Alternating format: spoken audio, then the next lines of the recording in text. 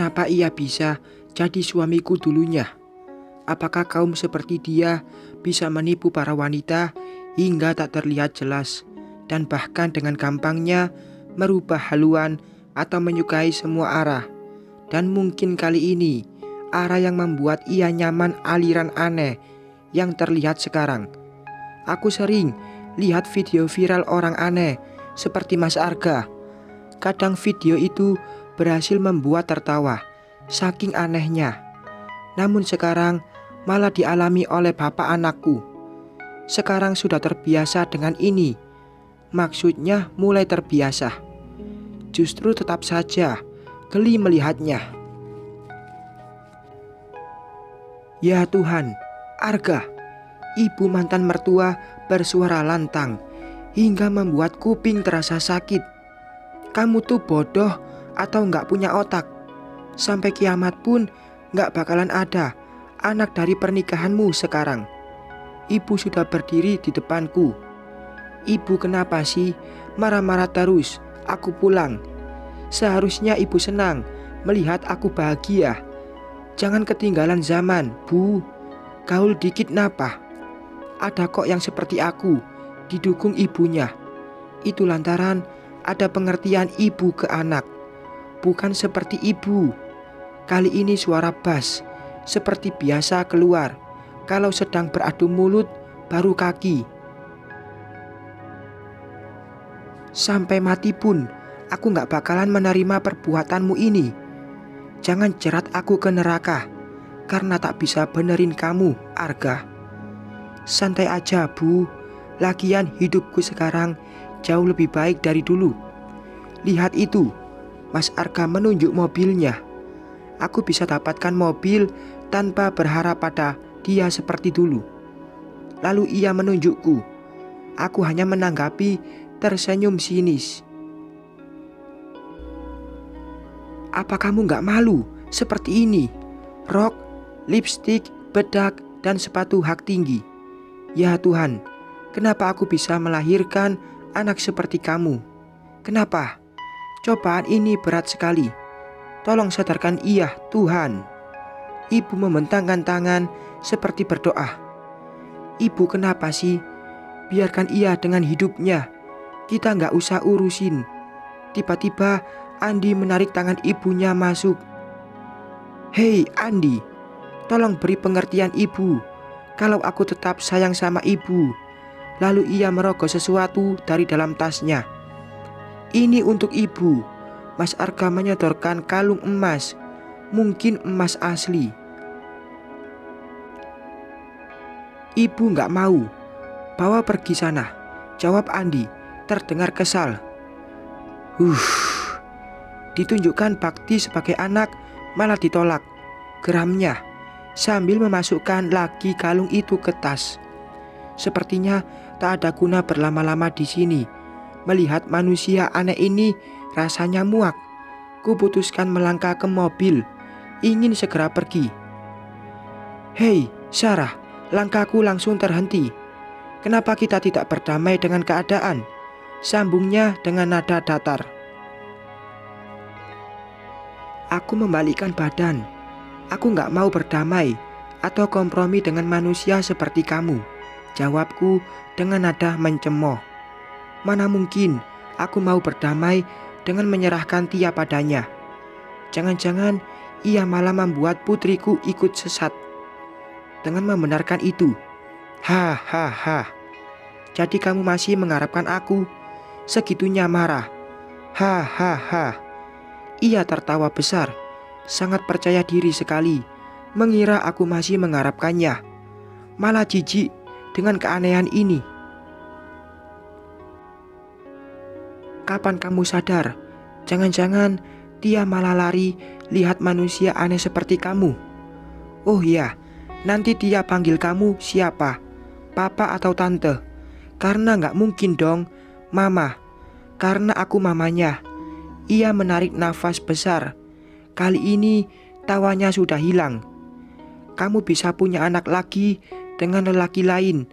Sementara aku gak bakalan bisa punya keturunan lagi. Karena tak punya pada wanita. Aku minta pengertianmu, Sarah. Astaga naga, ia bicara terdengar sangat baik sekali. Muka Mang Iba ditunjukkan, bahkan minta agar aku mengerti dia. Hello, emangnya dia siapa? Hingga harus ada pengertian dariku. Dulu ia mengerti, aku tidak. Jangankan mengerti, keegoisan ditunjukkan hingga menorehkan luka dan malu. Aku malu jika dunia tahu ia mantan suamiku. Jangan mimpi kalau aku menyerahkan Tia padamu. Mati pun aku gak sudi. Sebaiknya kamu terima jika manusia jadi-jadian seperti kamu pasti gak bisa punya keturunan. Ih, aneh. Sudah melanggar kodrat malah pengen punya anak. Kamu dan suamimu bodoh atau gila ya? Aku melanjutkan melangkah ke mobil. Tunggu, Sarah. Aku gak bakalan berhenti mendapatkan hak asuh anak. Jangan salahkan aku kalau nanti Tia aku bawa ke luar negeri. Sarah, aku akan menggugat hak asuh anak. Sarah, aku tak peduli, teriakan Mas Arga. Mau ia berteriak hingga para tetangga dengar, aku tak peduli. Semua bukan rahasia lagi. Bahkan penghuni kontrakan yang ada di sebelah rumah juga ikut mengintip. Terlihat saat aku sudah duduk di dalam mobil yang dilaju. Mereka berdiri di teras sambil melihat ke Mas Arga, lalu ke mobilku, hingga mereka tak terlihat lagi karena aku semakin menjauh. Akan tetapi, baru sampai di persimpangan yang tak jauh dari rumah, mobilku berpapasan dengan motor yang dikendarai Pak Rudi. Ia tidak memakai helm, hingga dengan jelas terlihat wajahnya, seperti menuju ke rumah ibu Mas Arga. Kupastikan ke sana, karena Mas Arga berada di sana. Pasti dugaanku tak salah. Namun, yang membuat mataku terpana melalui kaca spion, di punggung Pak Rudi terselip parang. Atau jangan-jangan, astaga, aku baru teringat saat mereka perang komentar Facebook. Mungkinkah? Rasa penasaran membuatku membelokkan mobil kembali ke rumah ibu mantan mertua. Ya, sekedar melihat di tepi jalan saja untuk menghilangkan rasa penasaran. Mana tahu dugaanku benar, akan ada peperangan antara Mas Arga dan mantan pacarnya dan ditonton mantan istrinya. Wih, kayaknya judul sinetron ikan terbang saja, hingga terdengar menarik. Ternyata dugaanku benar. Pak Rudi parkir depan pagar rumah ibu mantan mertua. Ia terpana dan masih duduk di motor yang tidak menyala. Sangat terlihat jelas, ia menarik nafas besar berulang kali, seperti seseorang sedang emosi. Aku parkir di seberang jalan yang tak jauh darinya. Syukurlah, ia tak menyadari kedatanganku, karena tetap terpana ke arah rumah.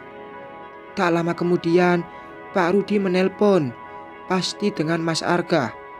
Samar-samar terdengar ia menyebut nama Mas Arga. Tuh kan, aku benar.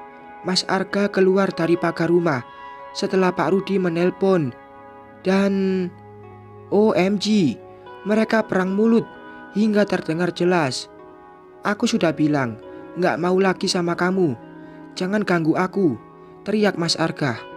Mana uangku? Enak saja senang-senang setelah uangku kau bawa kabur. Pak Rudi turun dari motornya, lalu ia melangkah mendekati Mas Arga. Aku udah bikin kamu. Ya harus bayar dong. Oh no, apakah parang di punggung Pak Rudi akan melayang sebentar lagi? Ya Allah, aku kok jadi deg-degan. Kalau ikut campur bukan urusanku. Lagian para tetangga mulai menghampiri. Biarlah yang lain bertindak, karena kalau aku yang maju bisa viral dikatakan membela mantan suami belok. beberapa orang juga terlihat sedang merekam aksi ini. Dasar tukang selingkuh. Tiba-tiba Pak Rudi menarik tangan Mas Arga. Namun bukan memukul atau menampar. Pak Rudi menendang kaki Mas Arga hingga terduduk di tanah. Bukan sampai di situ saja. Secepatnya Pak Rudi menyibakkan rok Mas Arga hingga terlihat celana. Celana itu juga ditarik hingga putus, lalu menarik isinya. Dan astagfirullahalazim, astagfirullahalazim. Ya Allah, astagfirullahalazim. Mulutku tak berhenti mengucap melihat kejadian di sana. Bercucuran. Seiring terdengar teriakan Mas Arga. Innalillahi. Burungnya sudah. Semoga masih menyisakan sedikit batangnya agar masih ada tanda dari lahir. Semoga saja. Dan semua lagi ia sabar karena kehilangan pusaka kebanggaannya. Amin. Beberapa orang-orang berusaha melerai, namun ada yang tetap fokus merekam. Pasti buat konten channel YouTube atau aplikasi video lainnya. Ya, zaman sekarang banyak cara mendapatkan uang dari sebuah konten, termasuk kejadian terlihat sekarang. Pasti sangat menarik dan banyak penontonnya, seperti video Mas Arga dan Pak Rudi sebelumnya. Hanya saja ada hal yang aku takutkan tentang dia. Jika ia menonton video ini, entah bagaimana reaksinya.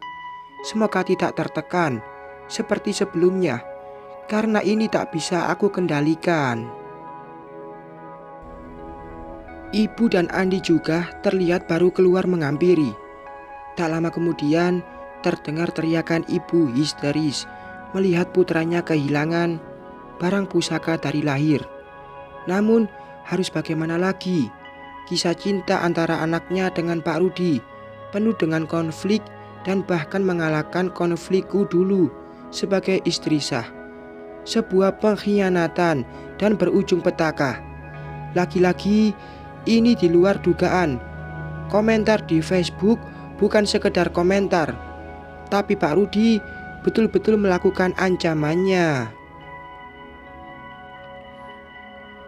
Akhirnya Pak Rudi berhasil diamankan. Bukan perkara yang mudah, karena beberapa bapak-bapak terjun langsung berusaha merebut barang itu. Tak banyak perlawanan dari Pak Rudi, tapi terdengar tawanya seperti dengan aksinya. Astagfirullahalazim. Arga, tolong putraku, tolong. Ibu menjerit minta tolong ke warga agar Mas Arga dibawa ke rumah sakit. Kasihan, ingin menolong, tapi bagaimana kalau wajahku terekam dan viral di sana?